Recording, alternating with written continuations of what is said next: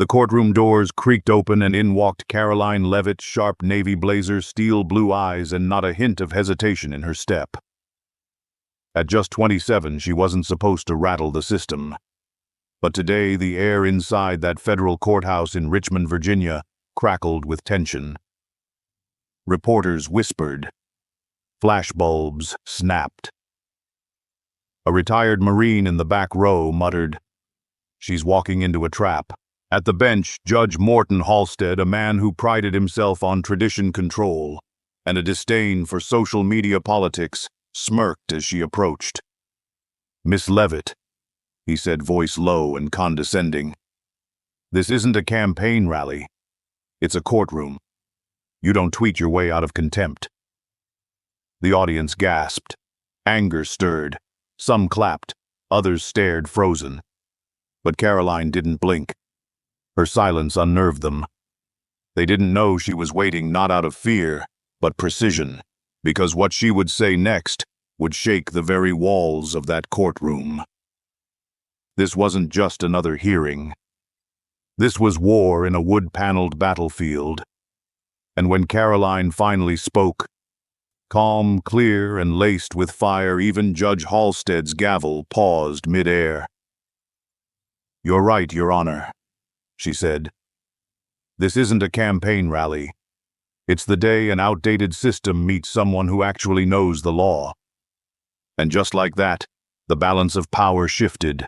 The moment Karoline Leavitt's words sliced through the courtroom. This is the day an outdated system meets someone who actually knows the law.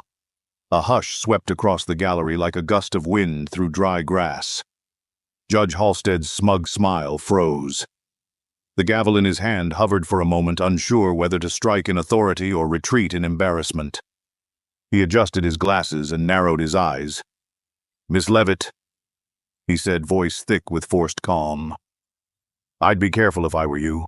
Karoline wasn't intimidated. She wasn't here to win popularity. She was here because a federal agency accused her of violating an antiquated law, the Hatch Act, based on a comment she made during a White House press briefing. One sentence about Canada's economic response to American tax policy had ignited a firestorm. And now they wanted to make an example of her. A young conservative woman in power, too dangerous, too vocal, too effective.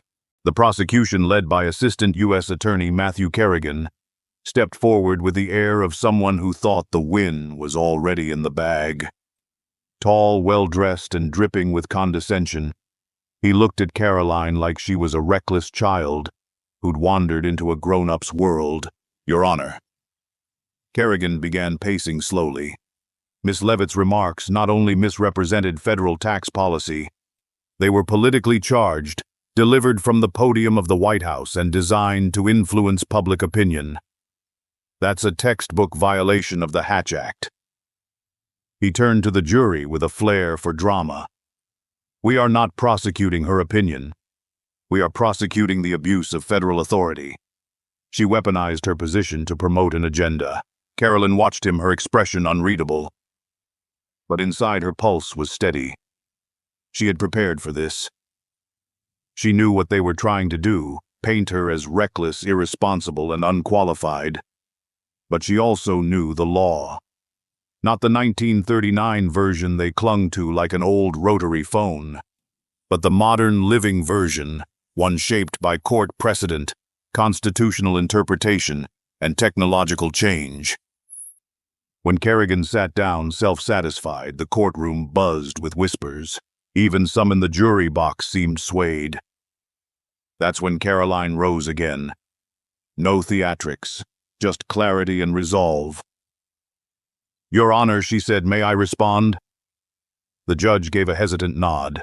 Karoline stepped forward, holding a thick binder. "The prosecution is right about one thing. The Hatch Act exists to prevent the misuse of federal office for political gain. But here's what they don't want you to hear. It was written in 1939.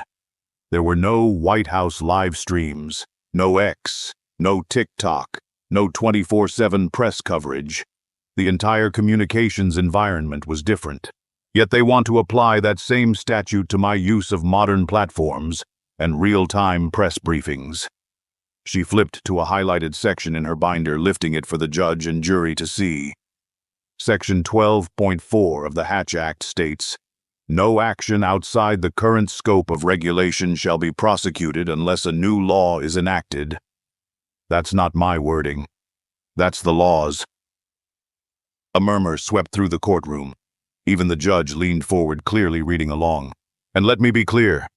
She continued my statement that Canada is on its knees before our tax policy was made during a factual update on trade outcomes. There was no election campaign, no solicitation of votes, and no partisan call to action. It was commentary. Tough commentary. Sure. But protected by the First Amendment and well within the duties of my job. The prosecution stood abruptly. "Your Honor, this is semantic manipulation." "No," Karoline said firmly, turning to him. "This is called knowing the Constitution." Gasps echoed. A few supporters in the back cheered before the judge struck his gavel again. "Order. Order." Karoline stepped back, her voice lower but no less firm. "I'm not here to play games. I'm here because I believe in the rule of law. And the law is clear. If Congress hasn't updated the Hatch Act to reflect modern communications, then it doesn't apply to this situation. You can't punish someone for breaking a rule that hasn't been written yet." The judge raised an eyebrow, visibly unsettled. The gallery was silent. Even Kerrigan stopped shuffling his papers. Karoline flipped to another tab. And in 2018, Jenkins v. State Department affirmed that exact logic. The court ruled that a Twitter post, yes, a social media post, could not be prosecuted under a law that made no mention of social media at all. The court said, and I quote, "Until Congress enacts legislation addressing new mediums of communication, the burden of clarity lies with the legislature, not the individual." Now the gallery was nodding. Even some jurors shifted in their seats, clearly engaged. Karoline closed the binder with a soft thud. This case isn't about law-breaking. It's about intimidation. It's about silencing dissent, about telling young conservatives like me that we can't speak boldly without consequences. But let me say this loud and clear. I will never apologize for telling the truth. And I will never accept being punished under an outdated law that doesn't even know the world I live in. Judge Halstead removed his glasses, rubbing the bridge of his nose. For the first time, his posture slackened, not out of defeat, but reflection. He looked at the prosecution. "Do you have any updated legal precedent contradicting her claim?" Kerrigan stumbled. We have testimony and contextual interpretation, Your Honor." Halstead frowned. "But not precedent." "No, Your Honor." "Then I suggest you sit down," the judge said sharply. The courtroom buzzed again, this time with a different energy, an awareness that something had shifted. The mockery that had begun the day was gone. In its place, a rising sense of respect, even awe.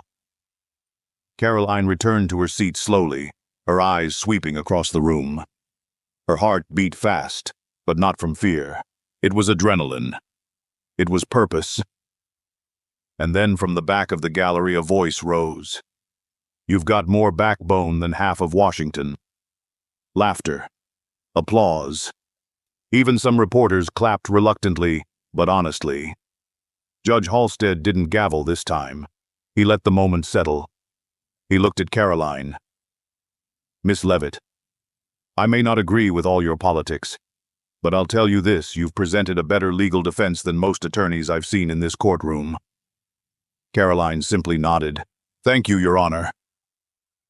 As the court recessed for the day, journalists raced outside, phones in hand, shouting headlines into their microphones. Karoline Leavitt just defended herself like a pro. Courtroom stunned. Inside the building, the older attendees whispered to one another. That girl might just shake the whole system. And she wasn't finished yet. The courtroom was ice cold with tension, every breath held. Moments earlier, the prosecutor's voice had thundered through the chamber accusing Karoline Leavitt of violating the Federal Secrecy Act. The air crackled with anticipation, but now it was her turn to speak. Karoline slowly rose from her chair heels, clicking on the hardwood floor, like the countdown to a reckoning. She adjusted her navy blazer with quiet precision. No panic, no fluster. Just the steel-eyed calm of someone who had been underestimated one too many times. The judge, still smirking faintly, tilted his head, waiting to see what this 27-year-old press secretary could possibly say in her defense.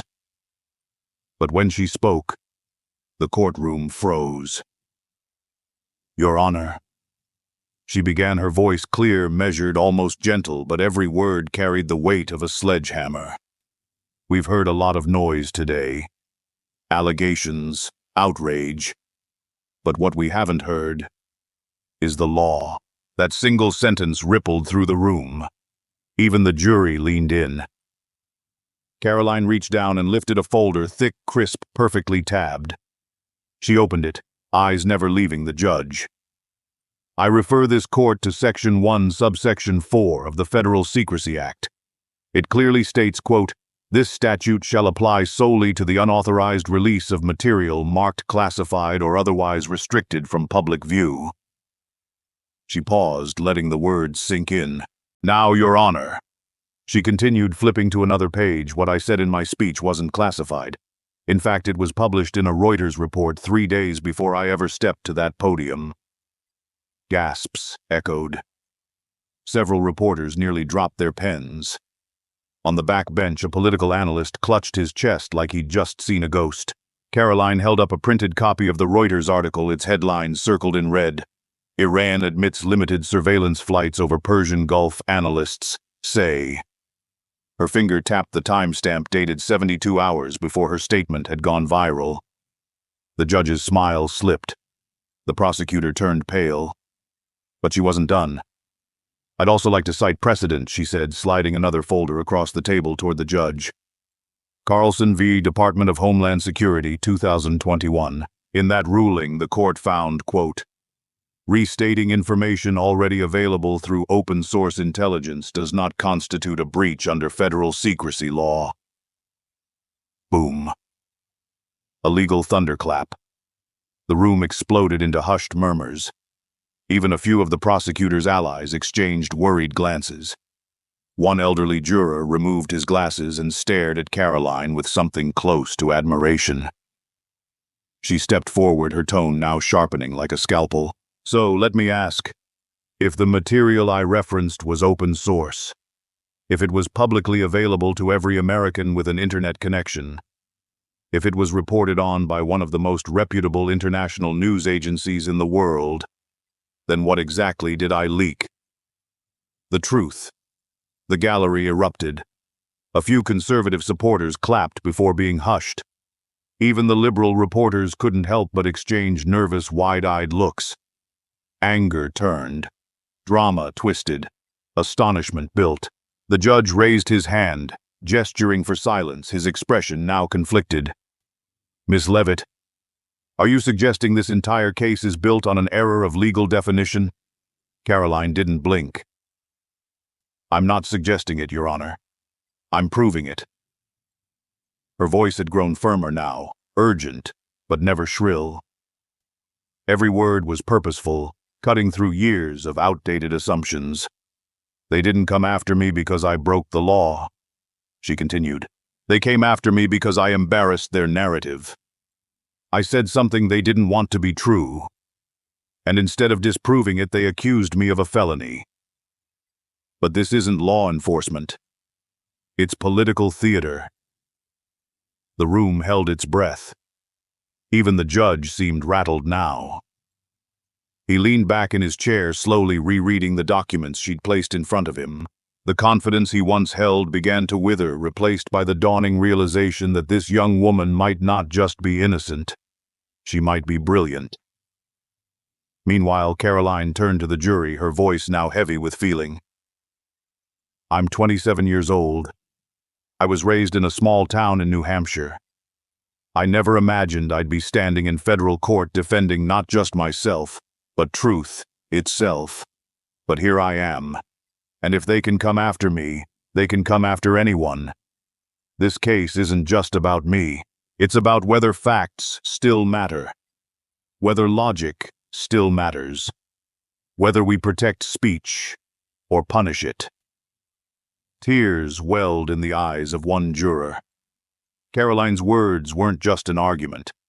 They were a torch burning through fog. She stepped back, folding her hands quietly in front of her. I rest my case, Your Honor. The judge sat motionless. The prosecutor stared at his own shoes, hands clenched. Reporters didn't dare type, they were too transfixed. The tide had turned, and in that moment, everyone in the courtroom, from the furrow-browed veterans in the gallery to the skeptics in the press box, knew something extraordinary had just happened. Karoline hadn't just refuted the charges. She had dismantled them. With logic. With calm. With truth. And for every older American watching, those who feared the next generation had lost its values, who missed the days when words mattered and principles stood tall, Karoline became something more than a defendant. She became hope. And the story was far from over. The air in the courtroom had already shifted by the time Karoline Leavitt delivered her legal counterstrike. The moment she cited Section 4, Clause 1 of the Federal Secrecy Act, and calmly explained that her public statement was based on open-source material from Reuters, the room no longer looked at her like a careless press secretary. They looked at her like a force to be reckoned with. But then came the twist no one expected. I'm 27 years old. I was raised in a small town in New Hampshire. I never imagined I'd be standing in federal court defending not just myself, but truth itself. But here I am. And if they can come after me, they can come after anyone. This case isn't just about me. It's about whether facts still matter. Whether logic still matters, whether we protect speech or punish it. Tears welled in the eyes of one juror. Karoline's words weren't just an argument. They were a torch burning through fog. She stepped back, folding her hands quietly in front of her. I rest my case, Your Honor. The judge sat motionless.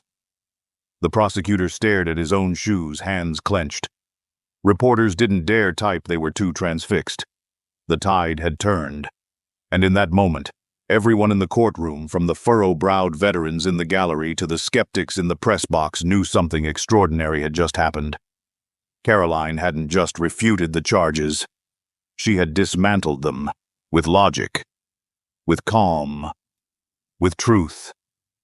And for every older American watching, those who feared the next generation had lost its values, who missed the days when words mattered and principles stood tall, Karoline became something more than a defendant. She became hope. And the story was far from over. The air in the courtroom had already shifted by the time Karoline Leavitt delivered her legal counterstrike. The moment she cited Section 4, Clause 1 of the Federal Secrecy Act, and calmly explained that her public statement was based on open-source material from Reuters, the room no longer looked at her like a careless press secretary. They looked at her like a force to be reckoned with. But then came the twist no one expected. Victor Dalton, the government's lead counsel, rose again. His confidence, which had briefly faltered under Karoline's ironclad logic, seemed to surge anew. He held up a USB drive like it was a holy relic. The room tensed. Your Honor, Dalton said, voice loud and theatrical, we have a newly recovered audio file. In this, the defendant herself can be heard admitting she made a mistake in judgment. A low rumble swept the courtroom. The reporters perked up like wolves at the scent of blood. Some clutched their phones tighter. The gallery, already reeling from Karoline's earlier dismantling of the law, now held its collective breath. Was this it? The nail in the coffin? Dalton walked the recording to the judge with the pomp of a man convinced of victory. This, he said, is irrefutable proof. Karoline didn't blink. She stepped forward, measured, unshaken. The corner of her lip twitched in a quiet, knowing smirk. "Your Honor," she said, "before this is entered into the record, I respectfully request we examine the metadata of this file." The judge hesitated. Dalton's face tightened. "Miss Leavitt," he snapped, "you're not a digital forensics expert." "No," Karoline replied coolly, "but I know how to read a tampered file when I see one." The judge nodded. "Motion granted. Bailiff, please send the file to the court technician." What followed was silence, one of those thick, vibrating silences that says more than shouting ever could. The courtroom watched the technician, a man in a blue shirt with glasses perched on the end of his nose, examine the file. Seconds passed. Then a minute. Then 2. Finally, the technician stood. "Your Honor," he said, "this audio file has been edited twice. There are overwrite timestamps, one from 48 hours ago, another just last night. It's not a clean recording." Boom. The courtroom didn't just murmur, it erupted. Shouts flew, reporters jumped to their feet. Some of the older folks in the gallery gasped out loud. One man near the back stood and yelled, "They faked evidence." Even the judge flinched. Victor Dalton stammered, face red, hands trembling. "Your Honor, this is absurd." "It must be a technical," Karoline cut him off. Voice sharp as a blade. "If this was real, Mr. Dalton," she said, eyes boring into him, "why didn't you submit it at the start? Why wait until after your entire argument had been dismantled?" She turned to the jury, her voice now firm, rising with passion and righteous fire. This wasn't a last-minute discovery. This was a last-ditch stunt. They knew they were losing, so they tried to fake their way to a win, and they hoped no one would check. The moment hung in the air like a suspended gavel, unanswered and undeniable. The judge leaned back slowly in his chair, his hands resting uneasily on his legal pad. He began to flip through the statute Karoline had cited earlier. For the first time, he didn't look like a man mocking a young woman in politics. He looked like a man doing his job and maybe rethinking everything he thought he knew about her. Karoline didn't stop. She stepped closer, voice lowered but intense. "They came in here expecting a 27-year-old press secretary to crumble under pressure. But I've been handling pressure since day one, from briefing rooms to midnight attacks on social media. What I won't do is sit quietly while someone tries to frame me." The older jurors nodded. Some leaned toward each other, whispering. One woman in the front row had tears in her eyes, not out of sadness but pride. Karoline wasn't just defending herself. She was defending every American who'd ever been falsely accused or silenced. The judge finally spoke. His voice no longer carried the smug air of authority. It was cautious, almost reverent. "Mr. Dalton," he said, "you will provide an immediate written explanation for this file's origin and editing history. Until then, this court will not consider it admissible." Dalton looked like a man who'd lost the room. Because he had. Karoline returned to her seat. Mark, her aide, leaned over and whispered, "You just flipped the entire trial. They won't recover from that." She gave a slight nod, her heart pounding, but her face remained calm. Outside the courthouse, social media exploded. Karoline Leavitt exposes fake evidence in real time hit trending within 12 minutes. Headlines from Fox, Newsmax, and even a few centrist outlets read, "Twice edited audio raises legal alarm." For the American people, especially those over 60 who had lived through decades of political theater, it wasn't just the drama that gripped them. It was the truth, wrapped in dignity, courage, and poise. Karoline Leavitt didn't just defend herself that day. She showed a nation what standing your ground looks like. And the fight wasn't over yet. Because what came next would rock the courtroom to its foundation. The courtroom had never felt this heavy. The air seemed to hold its breath. Every reporter's pen was frozen mid-page, every juror leaning just slightly forward, eyes locked on Judge Whitman, Moments ago, Karoline Leavitt had dismantled the prosecution's smoking gun, a suspicious audio recording manipulated to make her sound guilty. With calm precision, she'd forced their bluff into the open, revealing the file's double-layered edits, timestamp inconsistencies, and most damning of all, its conveniently late submission. Now the burden had shifted. Judge Whitman flipped through his annotated law book, glasses perched low on his nose. He was no longer smirking. His gavel rested idle. He wasn't here to deliver an opinion. He was wrestling with a realization. The law, as it stood, did not support the prosecution's case, and perhaps never had. Karoline stood in the center of the courtroom, hands still gently resting on the oak table, her navy blazer slightly creased from hours of sitting. But her posture was firm. She was no longer just the defendant. She was commanding the narrative. Then she spoke, her voice measured but burning with clarity. "Your Honor," she said, "this trial was never about justice. It was about silencing someone for telling the truth. But I didn't leak classified material. I quoted from a public source, Reuters, dated February 12th. I cited Carlson v. Homeland Security. I upheld the duties of my office. And even now, after exposing manipulated evidence, I'm being told I broke a law written before the internet even existed." She paused, her tone sharpening. "But the First Amendment doesn't come with an expiration date. Freedom of speech doesn't end when you step up to a podium. It begins there." There it was. The room froze. That single sentence echoed across the marble columns and polished benches like thunder rolling over a calm field. For a second, Judge Whitman didn't move. Then slowly, deliberately, he sat up straighter in his chair. The courtroom stilled. "Ms. Leavitt," he said, his voice deeper than before.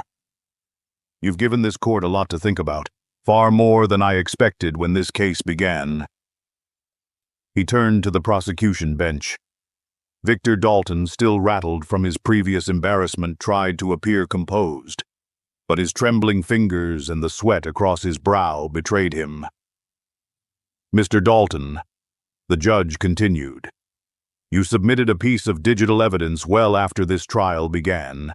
Upon review of the metadata, there's no explanation for its delay, except one that is deeply troubling." He paused, looking down at the file. The courtroom was so quiet that the creak of the judge's chair echoed like a rifle shot. "You claimed this recording proved intent to leak sensitive material," the judge said. "And yet you failed to submit it when the trial opened. You allowed this court to proceed without the evidence you now claim is pivotal." Dalton stood, mouth open slightly, but no words came out. "That," Sir Judge Whitman said, "is not due process. It is misdirection." Gasps whispered through the gallery. The tide had turned, and it was surging. The judge shifted his gaze back to Karoline. "Ms. Leavitt, you referenced Clause 1. Section 4 of the Federal Secrecy Act, accurately, I might add. You demonstrated that the information in question was derived from an open-source intelligence briefing, and not from any classified material." Karoline nodded, calm but resolute. "You also correctly cited Carlson versus Homeland Security, a 2021 ruling from the D.C. Circuit which established that repeating public information, even in an official setting, does not equate to disclosure of classified content." Judge Whitman leaned forward, hands clasped before him. "And most importantly, you exposed an alarming contradiction in the application of the law. How an outdated statute is being bent to fit a modern scenario it was never designed for." He paused, then looked to the jury.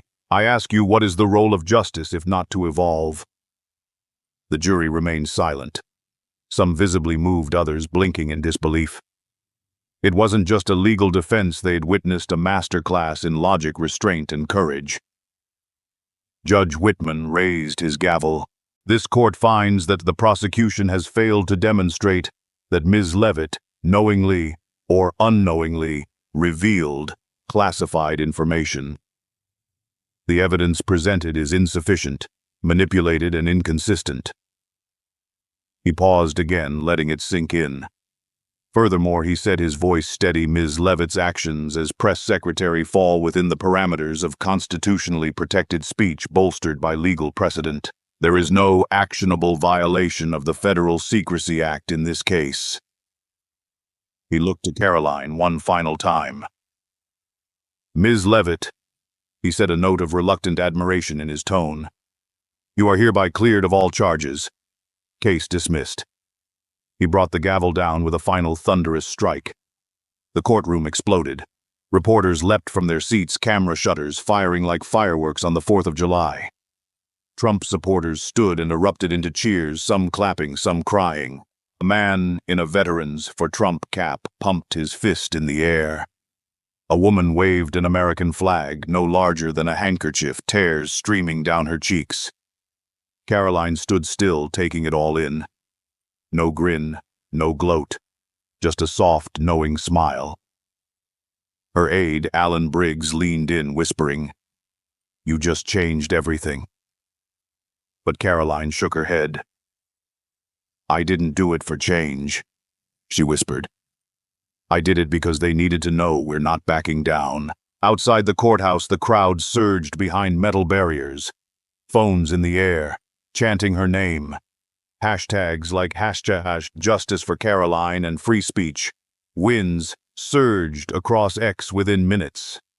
One trending video showed her final quote, "Freedom of speech doesn't end when you step up to the podium. It begins there."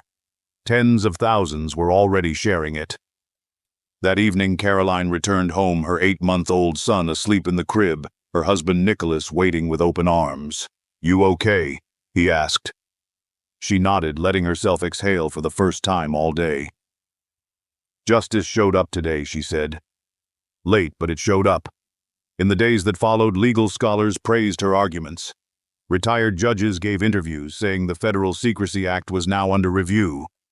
Young conservatives dubbed her the iron voice of Gen Z. Even moderate Democrats admitted the case had been built on shaky ground. But to Karoline, the most important thing wasn't what the media said. It was what her son would one day hear. That his mother stood on truth and didn't flinch. The courtroom had emptied out, but the air still carried the electric charge of Karoline Leavitt's triumph. Papers lay scattered like forgotten confetti. Cameras were still flashing outside, and reporters buzzed on their phones, racing to break headlines that would stun the nation. Karoline stood alone for a moment at the defense table, hands gently resting on the worn wooden surface that had just held the weight of her political life. She took a deep breath. It was over. Not just a legal battle, a cultural moment. Her phone buzzed. Call from President Donald J. Trump. She smiled faintly before answering. Karoline, the president's voice thundered with unfiltered pride. "You just schooled them with the Constitution." That judge didn't know what hit him. Karoline let out a breathless laugh, the tension finally cracking into relief. "Thank you, sir. I just followed what you always said, never back down even when the room's against you." "You did more than that," Trump continued. "You made the courtroom respect truth again. America saw it, we saw it, and I couldn't be prouder." As the call ended, Karoline sat in the back seat of her car, glancing out at the crowd still gathered on the courthouse steps. Supporters held up signs that read truth, politics, and she spoke, they folded. Others cheered her name as Fox News vans rolled in, chasing the moment. But it wasn't just the courthouse anymore. Within 45 minutes, hashtags began trending on X. #Karoline knows the law. Freedom over fear. Press secretary power. Clips of her calmly dismantling the prosecution's case, especially the moment she called the fabricated audio. A hole they dug for themselves spread like wildfire. One popular account captioned the video, "When the 1939 Hatch Act meets a 2025 Gen Z constitutionalist." Even neutral political analysts, folks who normally steered clear of partisanship, were forced to weigh in. CNN's legal contributor, Marcus Bell, stunned viewers on a prime-time panel when he said, "Whether you agree with her politics or not, Karoline Leavitt just exposed a serious gap in how we apply old laws to modern speech. She didn't just win, she forced us to think. And over on Fox News, Laura Ingraham opened her show with a fiery monologue. Karoline Leavitt is more than a press secretary. She's a symbol that truth, logic, and courage still belong in America's institutions. They came for her and she sent them packing. Back in her modest apartment just outside D.C., Karoline walked through the door. Her navy blue blazer still perfectly pressed, her eyes weary but alive. Her husband, Nicholas, stood in the living room holding their baby boy. I saw everything he said, pulling her into a quiet hug. You were unshakable. Karoline looked down at their son peacefully asleep in his crib, unaware that his mother had just helped reshape how a nation sees its laws. I had to be, she whispered. For him, for all of us. Later that night, she sat by the same small piano she once avoided, the keys she hadn't touched since law school. She played softly, not a triumphant tune, but a humble one. A reflection. For all the noise outside, this was her piece. But the ripple effects kept growing. A retired federal judge appeared on PBS NewsHour admitting, "The Hatch Act is dangerously outdated in the context of social media and digital communication." Leavitt didn't bend the law, she exposed its age. That deserves serious congressional review. By the next morning, House Republicans were already drafting a bill to modernize the Hatch Act, citing Karoline's trial as the catalyst. Fox and Friends flashed her image across the screen under the headline, "The Press Secretary Who Fought Back and Won." Meanwhile, across the aisle, some Democrats were unusually silent. A few even admitted off the record that the prosecution may have overreached, and that Karoline's command of the law had outmaneuvered them. In conservative circles, the victory felt personal. She didn't just speak for Trump, one caller told a national radio show. She spoke for every American who's sick of being silenced for telling the truth. At a diner in Ohio, a group of retirees gathered over their morning coffee, watching the news replay the verdict. "I haven't seen a courtroom moment like that since Clarence Thomas," one man said. "That girl's got steel." His wife nodded. "And a brain." She didn't shout. She didn't whine. She outsmarted them. Karoline's legal logic had made waves in unlikely places, law school forums, political think tanks, and Gen Z TikTok, where young creators remixed her courtroom quotes into empowering sound bites. One viral video ended with her saying, "Freedom of speech doesn't end at the podium, it starts there." The music swelled. The screen faded to black. Viewers commented, "She's what we need in politics. Smart, sharp, unafraid. That's how you lead." First Gen Z to run for Senate. But for Karoline, none of this felt like a victory lap. It felt like a turning point. She sat at her kitchen table that evening, sipping chamomile tea as her son babbled softly from his crib. Her phone buzzed again, this time with a text from her former mentor, Congresswoman Elise Stefanik. "Proud doesn't begin to cover it. America saw who you really are. The future just changed." Karoline read the message, then looked up at the framed Constitution hanging by her doorway. She had bought it during her first internship in D.C., back when she was barely 20. The ink had faded, but the meaning hadn't. Today, she hadn't just defended herself. She had defended the document. And in doing so, reminded millions of Americans that the law belongs to the people, not the political class. She wasn't done. Not even close.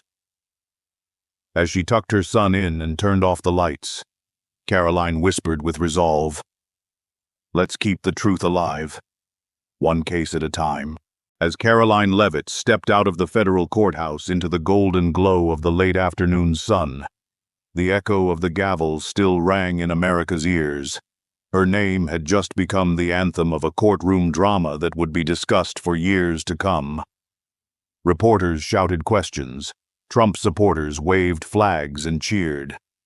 Some neutral observers stood in quiet awe, shaking their heads, as if trying to process what they had just witnessed. But Karoline didn't walk out like someone merely acquitted. She walked like someone who had redefined the battleground, and won. Inside that courtroom, she had gone head-to-head with the federal prosecutor, Victor Dalton.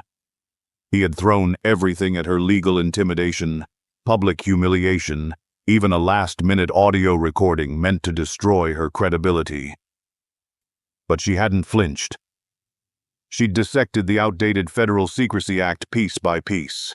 She proved her statement was based on open-source information, not classified intelligence. She cited Carlson v. Homeland Security and Jenkins v. State Department like a seasoned constitutional scholar. Then when Dalton tried to hit her with a falsified recording, she exposed the metadata tampering like a tech-savvy digital forensic expert. And when the judge, once skeptical and even mocking, finally announced the verdict, case dismissed. No violation of the law, the room didn't just breathe. It erupted. The quiet young woman they had underestimated had just rewritten the rules of engagement. But what happened next rippled far beyond the courtroom walls. Trump called.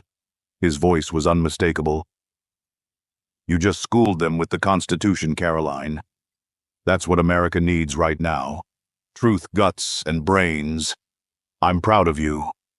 On X, formerly Twitter, hashtags like #KarolineKnowsTheLaw and #FreedomOverFear exploded. Her courtroom clips were shared over 8 million times in 48 hours. Conservative commentators praised her mastery of both law and media.